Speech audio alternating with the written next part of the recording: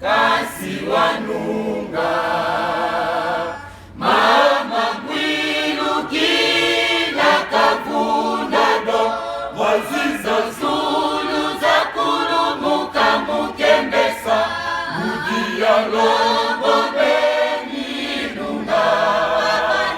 avotulaina yambizanisa twakembaye yani kumosi kumbanza longo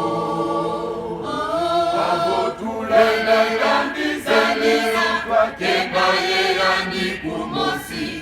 kumbanza longo mama mwilu kila kavunda do waziza zulu za kulumuka mukembesa mudia longo beninunga avotulaina yambizanisa twakembaye yani kumosi kumbanza longo